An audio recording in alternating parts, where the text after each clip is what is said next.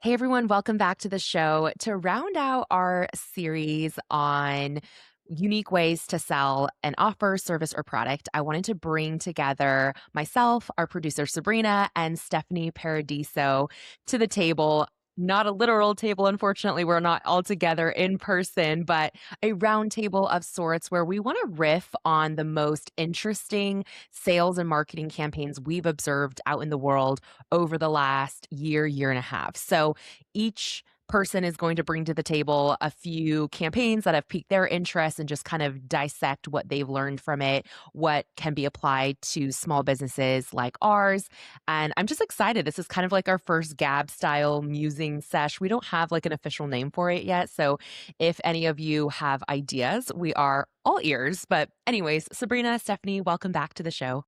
Thank you. Yay, so excited to be back. So excited to have both of you back. For those of you who haven't heard Steph on our show before, we'll make sure to include her past episode in the show notes. But Stephanie Paradiso is a certified marketing strategist and founder of Inspired Social Collective, a boutique agency based in Southwest Florida. Since 2018, Stephanie has been helping business owners simplify digital marketing, drive sales, and grow their brands online.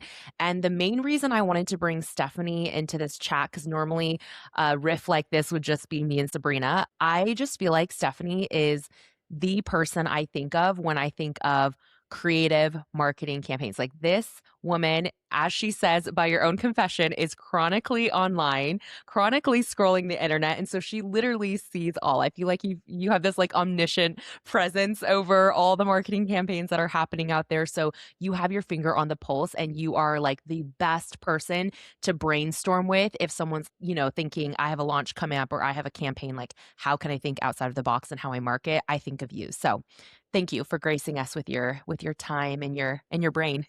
Oh, what an intro. Well, thank you for having me back. Of course. Let's go ahead and jump right into the first campaigns.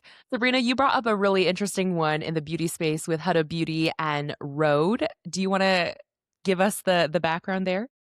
Yeah, so I've just seen a trend, especially within the last year, of beauty companies, beauty brands creating merch that is like on the phone, basically. So I feel like a lot of people have seen the Rode phone cases that have the peptide lip treatment insert into it. And so all the girlies are staying strapped with their lip treatments on their phones. And I just think it was such a brilliant idea. And then I think it was like a matter of a few weeks ago that I saw Huda Beauty launched a pop socket that has their setting powder in it.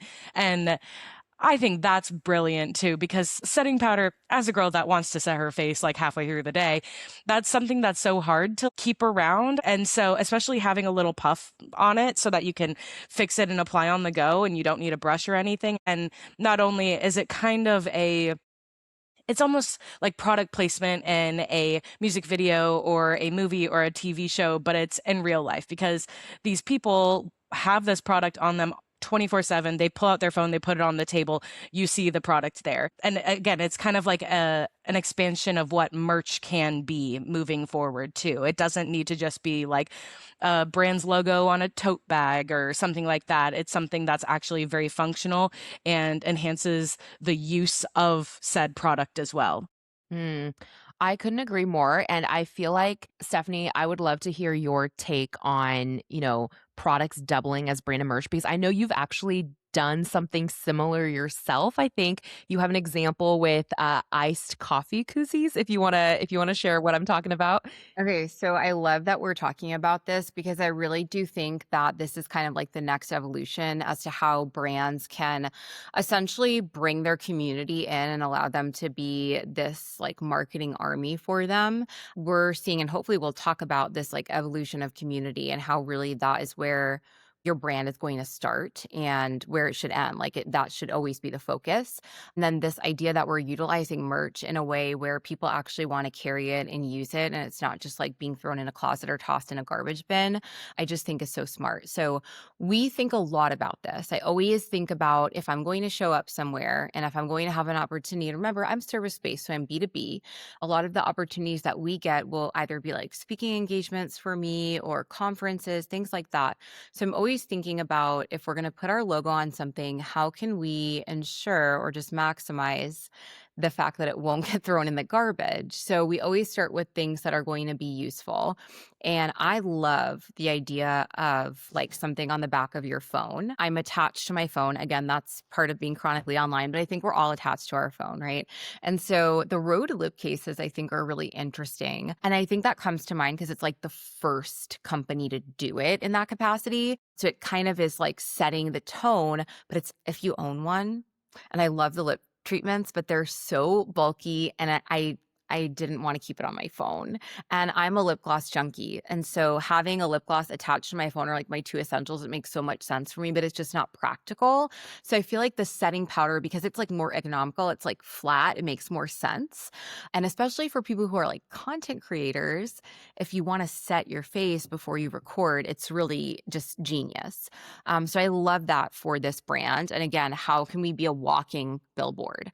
For us, the way that we've translated that, I love iced coffee. I live in Florida now where it is like 90 degrees 90% of the year, but I used to live in New York where they're going to get snow this weekend. And no matter what the temperature was, I would be drinking iced coffee. Like iced coffee is part of my brand, it's part of my personality. And so what we've done, I wish I had one here with me, we did iced coffee koozies. And essentially it's like really any drink that's going to come in like those plastic cups with a straw. They don't have our logo on it. It says icons only, which is part of our branding. We say iconic marketing for iconic brands. So that was very intentional as well. Not putting your logo on something. I think that this is kind of like, again, that next step. Like, how are we thinking strategically? Giving your tagline or something that's going to make sense for a launch that you're having at that, moment in time also will increase the odds that somebody will use it. I think it's really hard to have your logo on a sweatshirt or a piece of merch and get people to actually wear it unless you're a brand that just has a tremendous following, like Unwell. Do you guys see that Unwell has merch in Target? Yeah, it's actually really cute, I think, and it looks I so bought it. I cozy. bought it. I would wear it. Again, like let's think back to brand and making sure the merch aligns, right? Alex Cooper is known for wearing like these oversized sweatshirts, specifically like hoodies in her interviews. And she has these like oversized, really cute hoodies at Target. And I bought one and they totally like passed the hoodie test, like does this hoodie? So, just being really intentional where you're putting your logo. Also, I think it's important to think of your brand IP. You don't want to just put it anywhere, right? It's very precious. So we don't want to like throw it on like a cheap pen that's not going to get used or like a chapstick that somebody's going to throw in a drawer. So I always say to my clients, it's worth spending a little bit of extra money and time to make this piece of merch something that we can, is more likely that people are going to carry around, which is our goal with the iced coffee koozies, and people use them. Like I see people out in the wild, like utilizing them, and it makes me so happy. And I know that it's not necessarily just because they love me, although I want to think that that's true, but it's practical. So when you're creating merch for your brand, as you should, really think about what is your brand value? What would people associate with your brand, like Alex Cooper? And then think about what's practical and what your audience wants. And I think that's exactly what Huda did, and it's genius. I love that. And I think the takeaways here really are exactly what you two have said. Like, make it practical, make it something that is highly visible and attached to something that people already do or already use. So, like in your case, Stephanie, people already drink their daily drinks, their iced coffee. So, a koozie makes sense. Or what Sabrina shared with the Rode lip glosses, right? People have their phones 24/7. So if you attach your lip gloss to your phone, it makes sense that it follows you everywhere. So I think that piece, and then also like, what are natural conversation starters too, right? Like, especially the powder. I feel like if you were in a bathroom and you saw a girl using it, you would immediately be like, wait, what is that? You have to tell me. And I think if it's any encouragement to anyone listening, if you're like, well, I'm not a physical product or I don't sell, direct to consumer goods like that, like how does this apply to me as a service provider or as someone who sells digital products? I think the concepts of attaching something to a practice or a habit that someone already has or a thing that someone already uses is still applicable. And I'll give you one small example of my own. In the early years of my business, I remember it's not even merch, but it's like a thing that we created was anyone in the world, regardless of whether you're a business owner or not, we all clean our camera lenses probably with our sleeves or whatever we have near us because we all have like, smudge marks all over our camera. And so we actually created this little sticker. It looked like a t-shirt, but it had like a cloth back where you could like wipe your lens with it. And it was like instead of using your shirt to clean your lens, like use ours.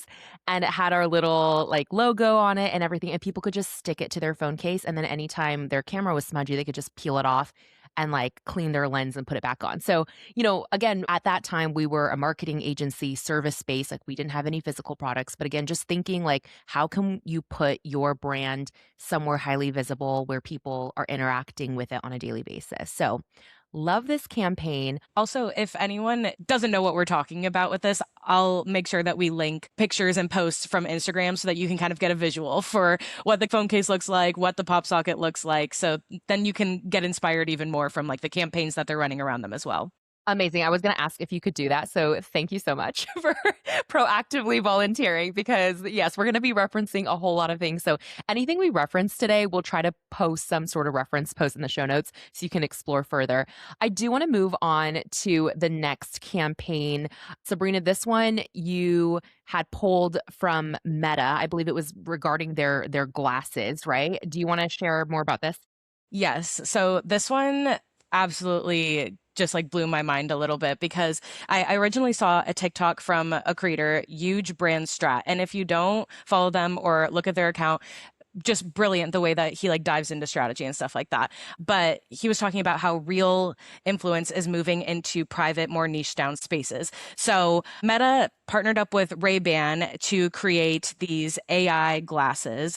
And instead of doing like a normal campaign, they took a bunch of tech influencers, fashion influencers, lifestyle influencers, as well as other just like big name celebrities like Benson Boone, and they put them into a close friends story.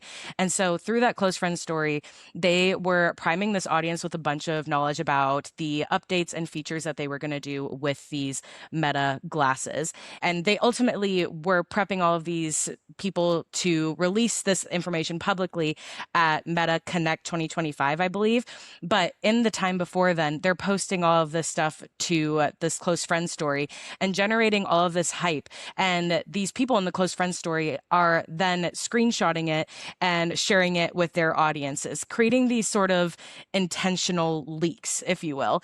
And I just thought that was really brilliant because they're creating almost a gatekeeping effect of, oh, all of this information is really secluded to this small group of people, but these people are talking about it and they're sharing about it. Again, a kind of word of mouth thing. And then they're getting their audiences who are already interested in tech. And another big push of it was making the glasses actually cute to wear, because I don't know if we have all remembered the Google Glass of it all in 2013, but those were so ugly. And so they took Meta and Ray-Ban to make something actually cute. So that's why they involved the fashion influencers and also content creators. So the lifestyle creators who want to go and make fun content, they're getting these people who have audiences that are very, very interested in this.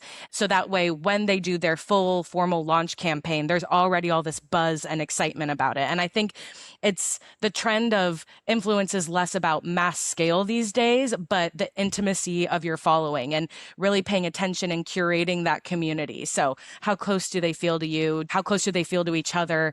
And do they trust you? And so I think that that close friends story really makes an inner circle community that people want to get in on. And also, it is a two-pronged strategy because you're building a smaller community of individuals who are tuned in and tastemakers and amplifiers, but then you get the secondhand group of people who are excited and want to be in on it. And then once it comes out, they're chomping at the bit to learn more and find out what you're doing.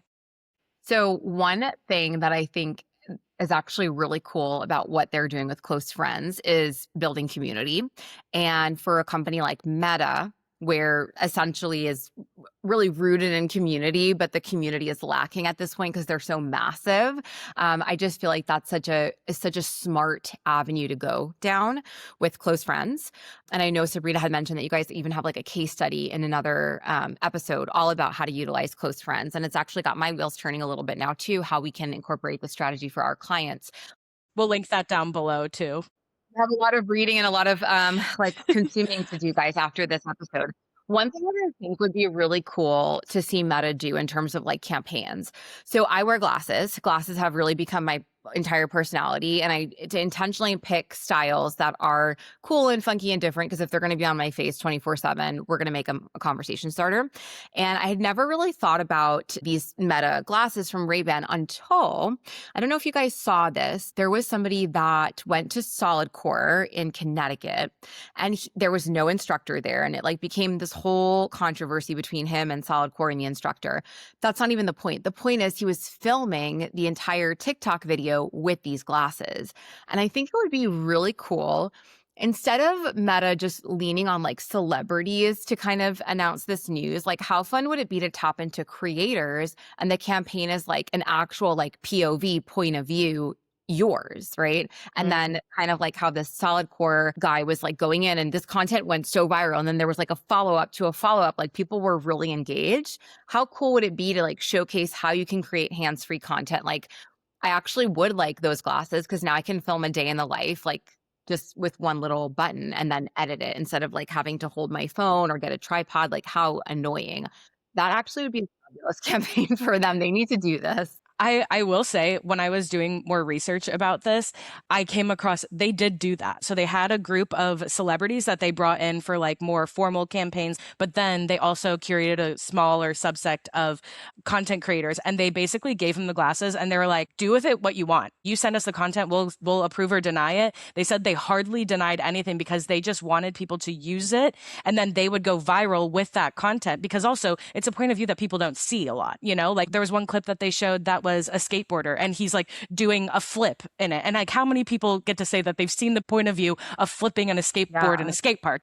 I feel like you guys have really done a great job of like covering what Meta did well and what they could even improve on. My takeaways from hearing you guys talk about this campaign, because I'm not as familiar with it, is really like you said, how can you highlight unique point of views through the context of your company? So as you guys are listening to this, if you're thinking, okay, what point of views are not really represented in the content that I create, whether it's your client's point of views, whether it's your team's point of views, whether it's your own point of view because you just don't show up as much as the founder and you're not a founder-led brand, like whatever POV you can highlight that's a little bit different, a little bit of a pattern interrupt, I think definitely lean into that. But then also the intentional leaks piece, circling back to what you were saying earlier, Sabrina. To hear the rest of this episode and unlock weekly subscriber-only content and community access, join us as a premium subscriber at cubicletoceo.co/podcast. The link is below in our show notes.